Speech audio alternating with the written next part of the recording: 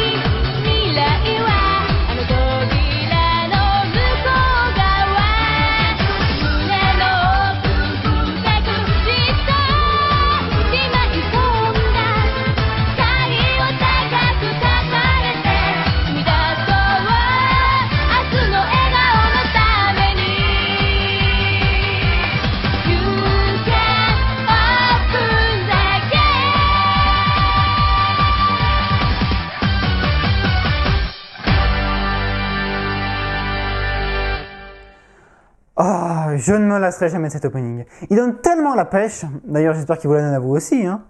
Donc, un 13 sur 15 pour Asuno Yao no Tameni. Jetons un coup d'œil aux critères. Alors je ne vais pas revenir sur chacun d'entre eux parce que certains n'ont pas spécialement de sens caché ou alors leur explication est incluse dans celle d'un autre critère. Mais si jamais il y en a un qui vous semble ambigu et que je ne l'ai pas approfondi, n'hésitez pas à me poser la question dans les commentaires. On repart au début de l'opening.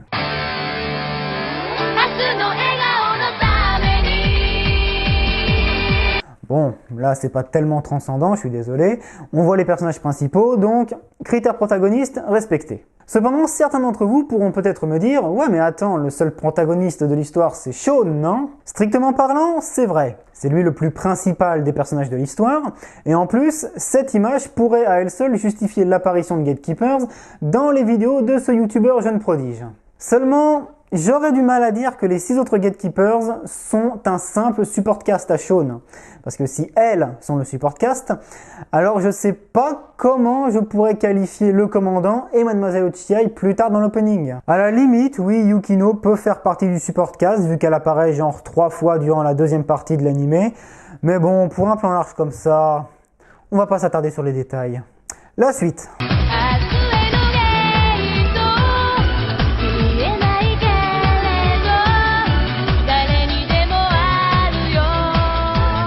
Ah, Ah, les 2 erreurs de l'opening, on y arrive. On va commencer par le spoiler, car de mon point de vue, c'est le plus grave des deux. L'animé de Gatekeepers compte 24 épisodes. Parallèlement à ça, ces 3 individus sont les chefs des antagonistes et apparaissent l'un après l'autre à partir du milieu de la série. Alors, autant le comte Akuma et le mecha général ont un physique qui laisse pas vraiment de doute sur leur affiliation avec les envahisseurs, autant révéler dès le départ que Reiji fait partie des méchants alors qu'il apparaît 12 épisodes plus tard et qu'il commence le dit épisode en mode « je suis le nouvel élève super sympa avec tout le monde », ça retire un peu toute la surprise du moment où on le voit sous son vrai visage. D'où le spoiler. Quant à la chronologie, c'est juste que, quitte à dévoiler les antagonistes en chef, présentez-les au moins après le menu frottin. Ça fait un peu plus dramatique, non? Sérieusement, les mecs. Allez, point suivant. Le dessin, donc. Si vous avez vu l'archive manga sur Gatekeepers, vous vous souvenez peut-être des quelques images que j'ai utilisées au cours de la vidéo pour illustrer le manga. De même, si vous avez également lu la description des précédentes archives opening, vous savez que le critère dessin fait partie de la catégorie fidélité à l'œuvre originale. Et maintenant, donc, par association d'idées, vous devez être en train de vous dire comment ça, c'est fidèle à ça. Et bien justement, vu que l'animé est antérieur au manga, c'est normal qu'il soit au moins aussi beau que celui-ci, non? Et là, pour le coup, c'est pas aussi beau, c'est plus beau que le matériel de base, donc c'est encore mieux. On passe à la suite.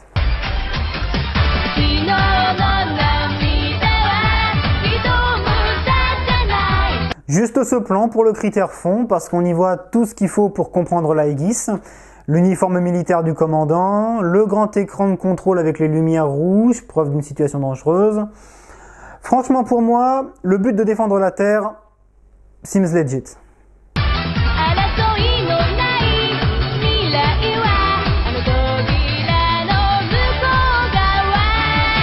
Alors le teaser, c'est une bataille entre 2 robots.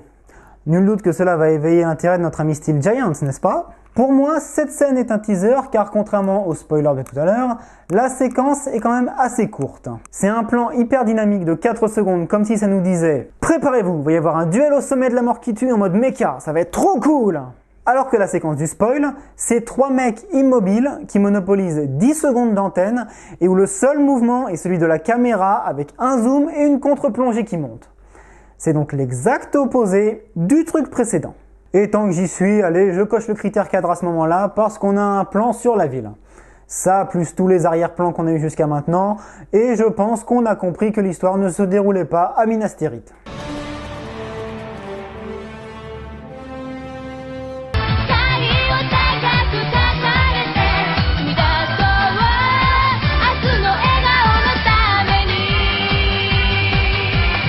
Pour les critères thème et scènes représentatives, on voit les personnages en mode baston, donc on se doute bien qu'ils vont pas utiliser leur pouvoir pour aller cueillir des fleurs. Et comme ils utilisent ces pouvoirs toujours de la même manière, voilà quoi, on sait à quoi s'attendre. Et pour finir...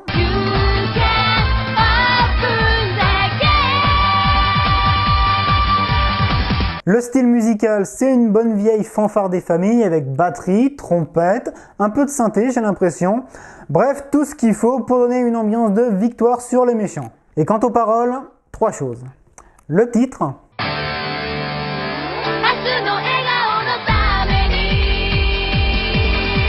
Ce passage. Et la fin.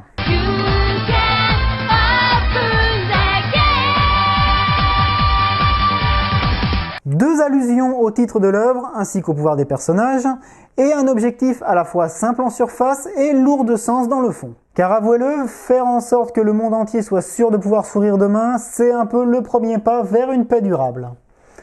Et bon Dieu, on sait que c'est pas gagné. Bien, on en a fini avec l'opening de la série Gatekeepers, passons maintenant à celui des OAV Gatekeepers 21.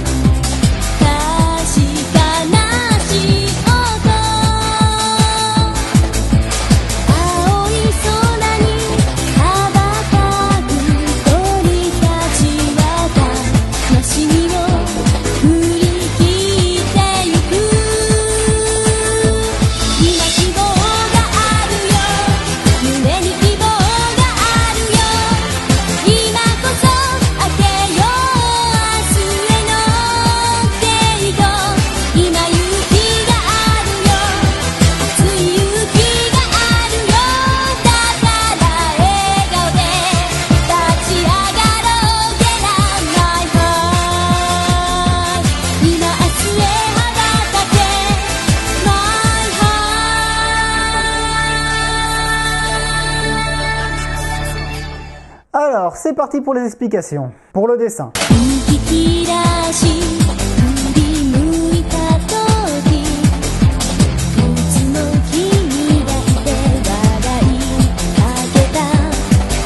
Ouais, je sais, je l'ai mis volontairement tôt dans l'opening parce que quand même, on voit direct que c'est limite plus beau que le précédent.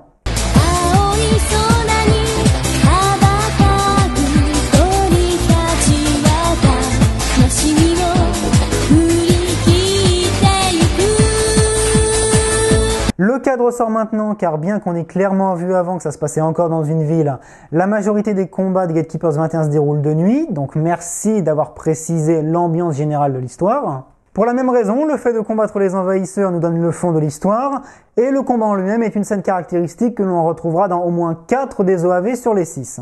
Quant au teaser, vous n'allez pas me faire croire que la silhouette qui apparaît juste là ne vous dit rien. Sérieusement.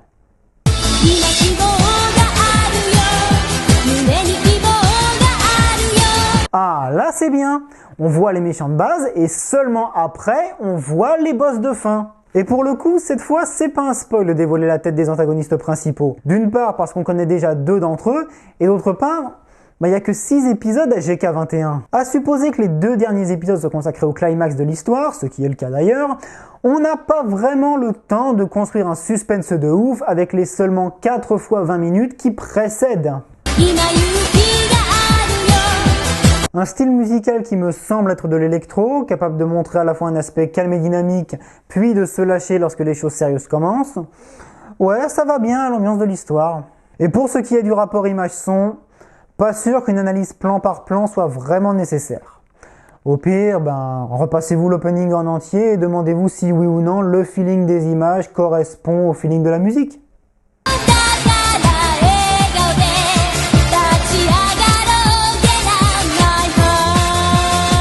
Ah non, là je suis obligé de dire non les mecs. Vous faites un plan fixe, ou un truc genre robot de l'apocalypse est tellement grand que sa tête est cachée par un ciel d'orage et que les gratte-ciel qui sont autour de lui ne lui arrivent littéralement pas à la cheville.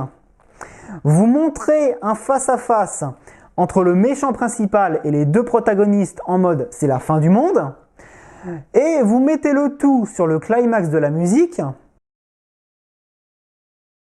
Comment pouvez-vous ne pas avoir l'impression pendant ne serait-ce qu'une seconde que vous venez de dévoiler à quoi ressemblera le combat final? Je veux dire, on s'attend à ce que les méchants se fassent maraver la gueule par les gentils à la fin.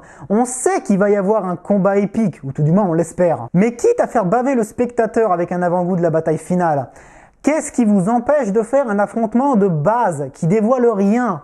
Comme ça par exemple. Là, on a bien vu le héros se battre contre le grand méchant. Et est-ce que pour autant on peut dire à quoi ressemblera le vrai combat final? Non. Bon, dernier critère, qu'on en finisse.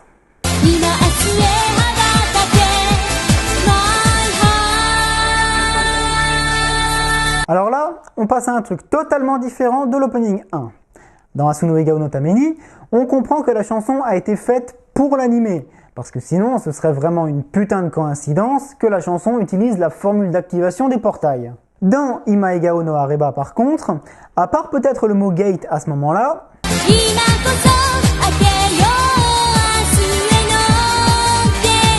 il n'y a pas vraiment de référence à l'histoire, et je suis sûr que vous connaissez tous des openings qui contiennent eux aussi des mots occidentaux, donc ce mot isolé n'a aucune valeur pour le critère parole. Non, là, c'est plutôt le message de la chanson qui est en accord avec GK21. Dans les grandes lignes, ça raconte que tant que les amis affichent un sourire, on peut garder courage et espoir et aller de l'avant, représenté par l'envol des oiseaux. Et si un jour vous regardez Gatekeepers 21, vous verrez que la relation entre Ayane et Miyu, les 2 protagonistes, évolue dans ce sens. Bien, cette vidéo est maintenant terminée, merci de l'avoir regardée. J'espère que les commentaires facecam vous ont satisfait, et que ce soit le cas ou pas, merci de me laisser vos impressions à leur sujet dans les commentaires. Par contre, je ne vous promets pas que toutes les archives opening qu'il me reste à faire contiendront des commentaires de ce genre, car ça me prend beaucoup plus de travail et de temps que la simple notation, et je ne vous cache pas que j'aimerais consacrer ce temps à la préparation de la saison 2 des archives manga qui arrivera fin août. Donc ce que je vous propose, c'est de voter pour choisir une archive opening pour laquelle vous voulez le plus que j'ajoute des commentaires. Pour ça, vous n'avez qu'à cliquer dans le stropole présent dans la description. Je vous rappelle que les archives opening à venir porteront sur les openings de Mer, Midori Days, Hikaru no Go et Naruto, et que cette dernière sera coupée en 3 vidéos, chacune comportant 3 openings. Donc allez faire une rapide écoute de tous ces openings et dites-moi pour lesquels vous aimeriez que je commente le plus. Dernier détail, comme j'ai l'intention de contenter un maximum d'entre vous, je ne relèverai les résultats de ce Stropole que la semaine prochaine, ce qui me permettra de réaliser les commentaires des openings de Mer si jamais c'est celui-là qui est choisi. Donc pas d'archive opening pour la semaine prochaine. Et juste pour la fin, je tiens à corriger une petite erreur que j'ai faite dans l'archive manga sur Gatekeepers. Ce manga a bien été édité en France par Kami, une maison d'édition aujourd'hui disparue. C'est pas la pire erreur que j'aurais pu faire dans la vidéo, mais il fallait que je rétablisse la vérité, histoire de pas trop décrédibiliser ma chronique. Allez, cette fois c'est vraiment fini. Je vous dis donc à dans 2 semaines pour l'archive opening 6 sur Mercan Awakens Romance, avec peut-être des commentaires, ça dépendra de vous. Et pour l'instant, générique de fin.